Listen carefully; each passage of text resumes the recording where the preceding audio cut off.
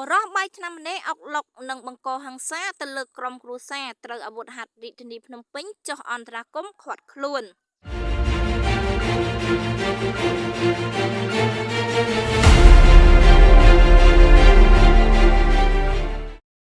បន្ទាប់ពីទទួលបានព័ត៌មានសំកិច្ចអន្តរាគមន៍តាមរយៈលេខទូរស័ព្ទបន្ទាន់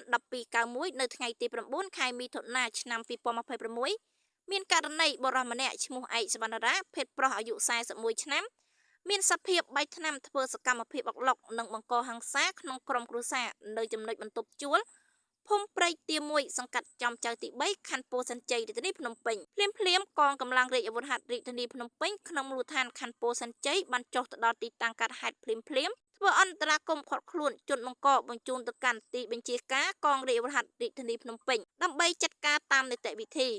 បរិះបាយថ្នាំខាងលើត្រូវបានកម្លាំងកងរាជអាវុធហត្ថរាជធានីភ្នំពេញធ្វើតេស្តទឹកនោមរកឃើញជាប់សារធាតុញៀនដែលអាចសន្និដ្ឋានបានថាប្រហែលជាបរិះរូបនេះប្រើប្រាស់គ្រឿងញៀនលើសកម្រិតទើបធ្វើឲ្យបាត់បង់សតិបាច់ថ្នាំទើបបញ្ចេញអាកប្បកិរិយាគំរាមកំហែងបំផិតបំភ័យរហូតអុកឡុកនិងបង្កហិង្សាក្នុងក្រុមគ្រួសារយ៉ាងដូចនេះឧត្តមស្នេហ៍ឯករតស្រៀងមេបញ្ជាការរងកងរាជអាវុធហត្ថលើផ្ទៃប្រទេសមេបញ្ជាការកងរាជអាវុធហត្ថរាជធានីភ្នំពេញ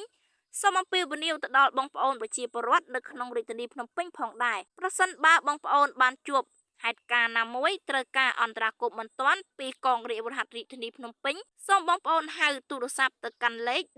1291ឬអាចទំនាក់ទំនងតាមបណ្ដាញ Telegram WhatsApp QF របស់កងរាជអាវុធហត្ថរាជធានីភ្នំពេញដែលមានលេខ031 55 55 669 ឬអាចឆាតទៅកាន់ Page Facebook របស់កងរាជអាវុធហត្ថរាជធានីភ្នំពេញដែលមានឈ្មោះថា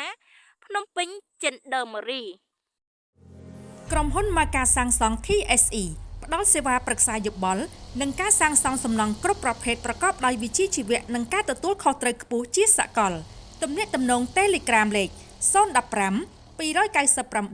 697